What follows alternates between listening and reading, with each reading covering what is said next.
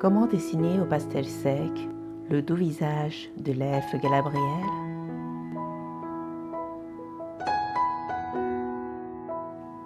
Dans ce tutoriel illustré, suivez pas à pas le process en 4 étapes de ma méthode TI, suivie de la technique du dessin au pastel sec.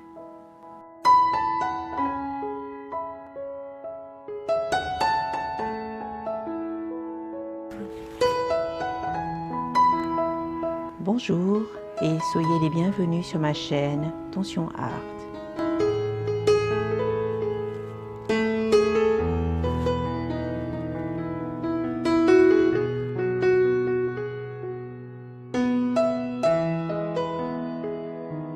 A. Méthode TI, process en 4 étapes.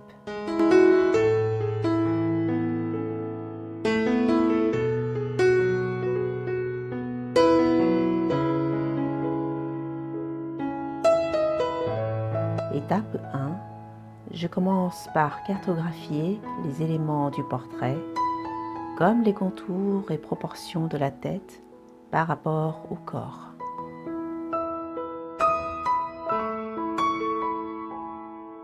Étape 2. Pour me guider, j'imagine le volume de la tête dans un rectangle. Cela m'aide à placer la croix qui passe par le milieu du visage et les yeux.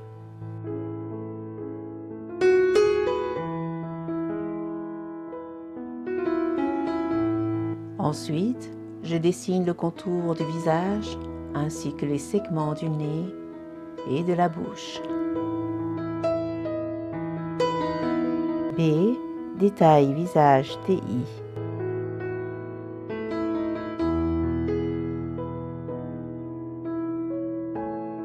Étape 3. Je dessine le triangle inversé TI dont la base correspond au sourcil et pointe vers le menton. Étape 4. Placez les oreilles en esquissant les lignes horizontales partant du nez et des sourcils.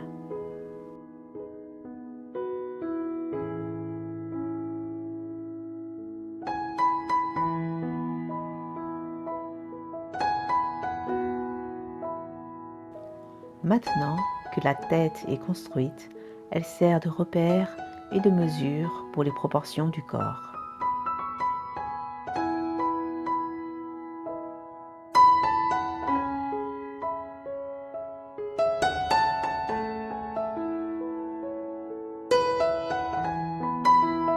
Si vous débutez, la méthode TI est une base solide pour réussir les proportions du visage. Pour me suivre, vous pouvez vous inscrire à ma newsletter sur mon site magieduportrait.com. Maintenant, je vais mettre en forme le visage, c'est-à-dire les composants du triangle inversé. J'esquisse rapidement une ligne partant des sourcils à la bouche, puis je place les lignes parallèles du nez pour les proportions.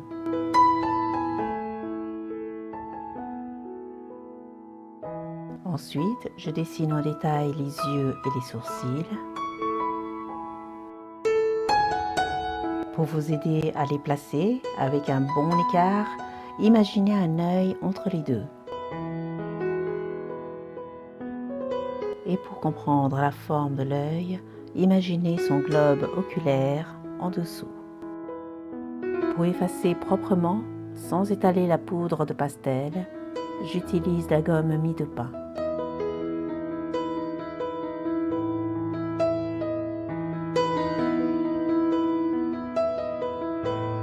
Pour réussir la bouche, je dessine 2 V après le philtrum, puis je trace une ligne de l'œil au côté du triangle pour la commissure des lèvres.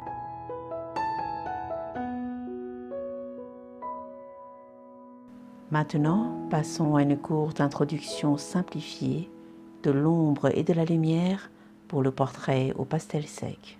Tout d'abord, il faut comprendre d'où vient l'éclairage afin de les traduire en 3 valeurs, claire, moyenne et foncée. Ici, la source lumineuse est cachée par le sujet. Elle semble provenir de l'arrière-plan, en haut à gauche de l'image.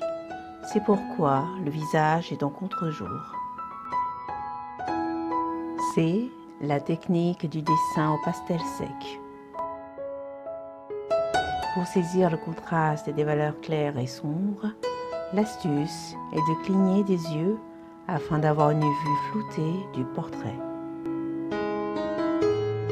Je commence par placer la valeur A, qui est la plus lumineuse au crayon pastel blanc, sur mon papier à dessin de couleur beige clair.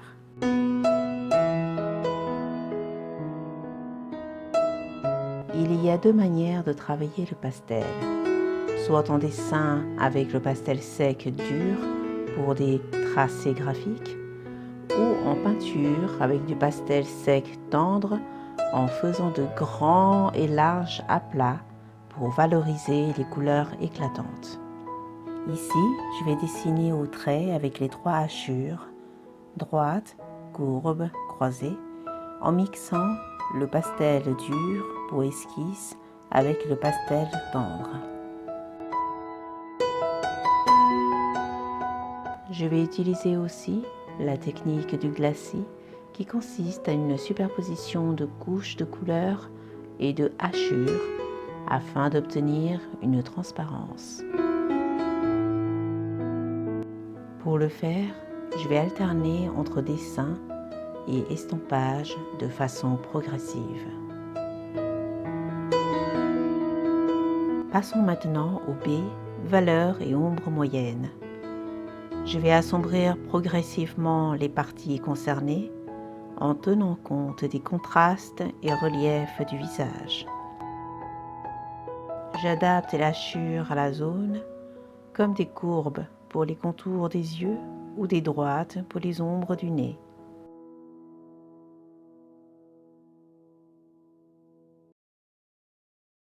Pour un portrait réaliste, hachure tout en douceur les valeurs en appuyant légèrement pour ne pas marquer la feuille.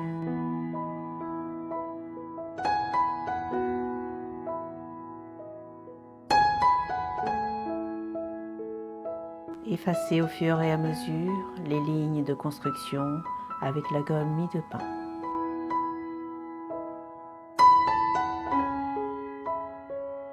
Comme tout exercice de dessin, cela demande de la patience et une approche intuitive pour interpréter le portrait.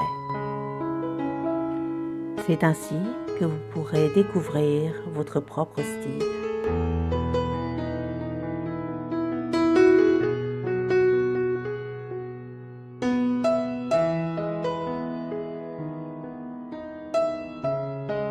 Continuez à créer des contrastes en alternant entre ombre et lumière, ainsi qu'en multipliant les lignes droites, courbes et croisées.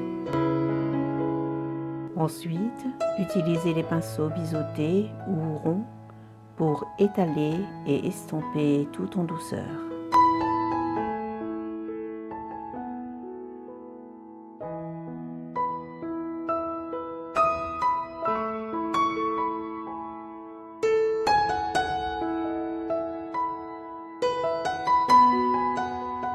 Maintenant, passons aux valeurs foncées qui sont la majorité du temps des ombres portées.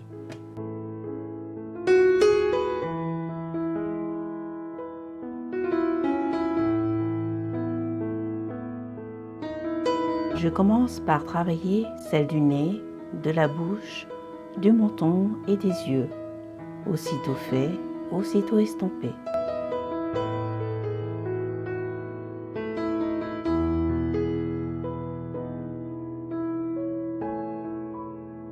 C'est la technique de glacis qui se crée couche après couche par effet de superposition.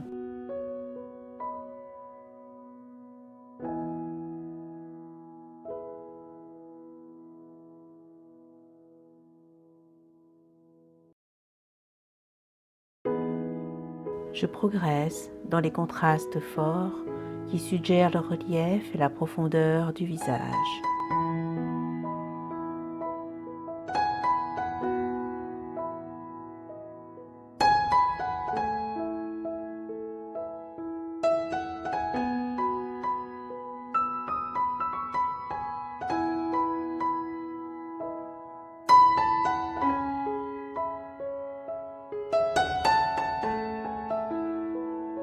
Maintenant, je vais intégrer de la couleur chaude et froide dans mon dessin. Je réchauffe avec du pastel rouge les joues, sous les yeux, le nez et les lèvres.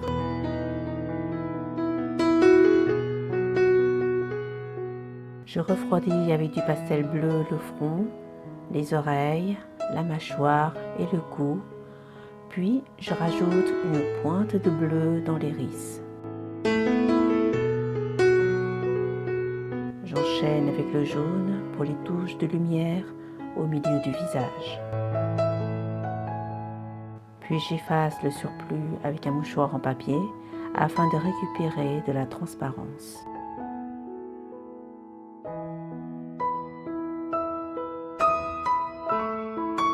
Pour continuer à faire le glacis, je rajoute la lumière sur le front, j'estompe avec le pinceau et j'enlève le surplus avec la gomme mie de pain.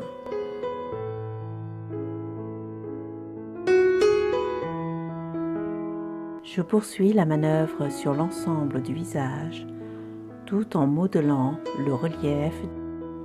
Pour cela, j'alterne notre pastel blanc, jaune et orange pour la lumière et du pastel bleu pour l'ombre.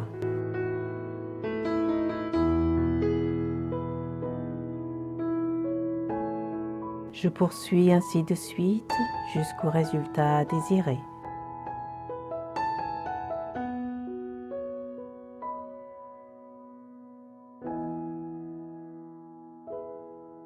Ici, le pastel sec est apprécié pour ses nuances douces et adaptées au portrait.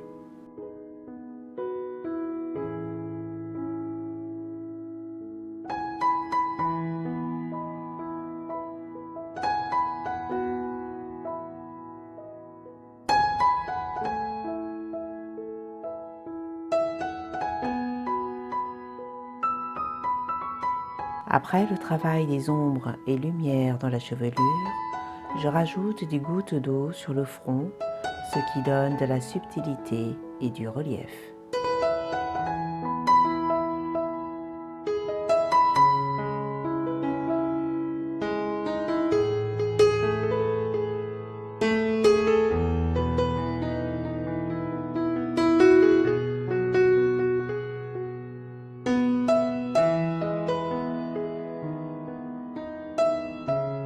Je continue à créer des effets de superposition et de texture en alternant entre esquisse rapide, gommage et estompage au pinceau.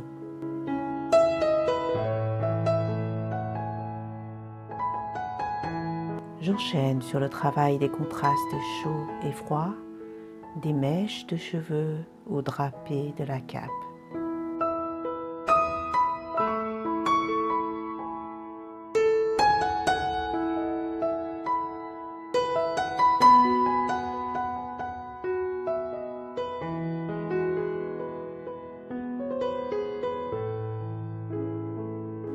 Des visages réalistes. Les finitions font partie des dernières touches qui apportent du réalisme. On le retrouve dans les textures des cheveux, des yeux ou dans la transparence de la peau.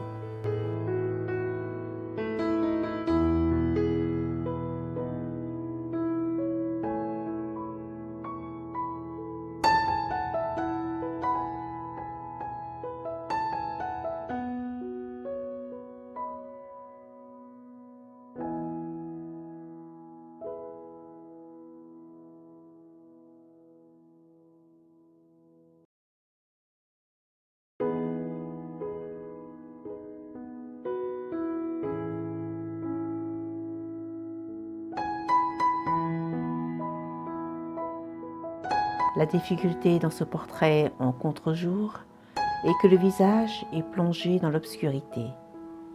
Seuls les rehauts de lumière permettent de contrebalancer les ombres.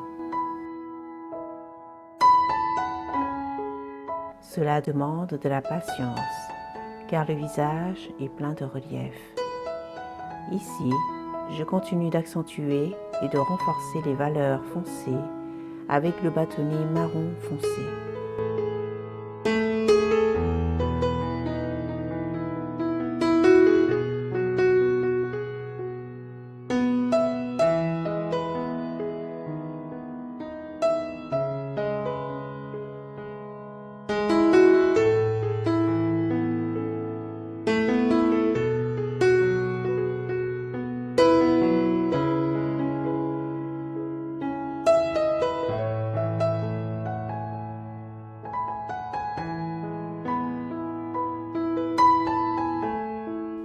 À ce stade du portrait, je vais utiliser le crayon pastel noir pour donner de la précision au contour des yeux, à la profondeur de l'iris, des narines et de la bouche.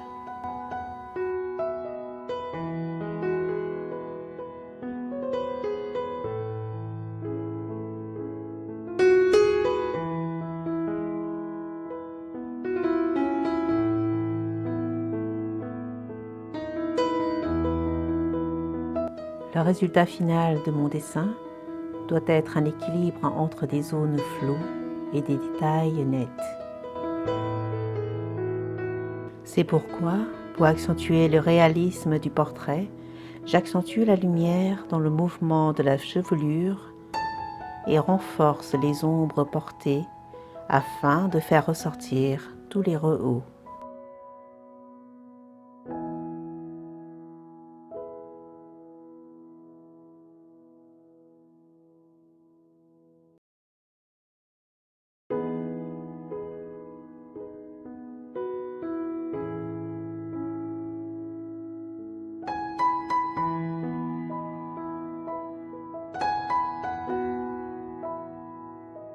Voici un résultat tout en transparence et en douceur du portrait au pastel sec de l'elfe Galadriel.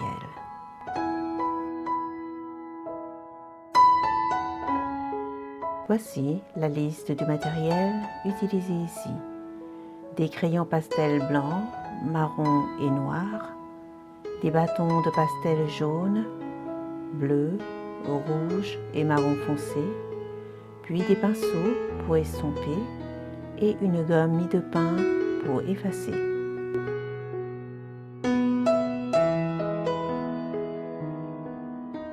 J'espère qu'à travers mes vidéos, j'arrive à vous transmettre l'envie d'apprendre à dessiner.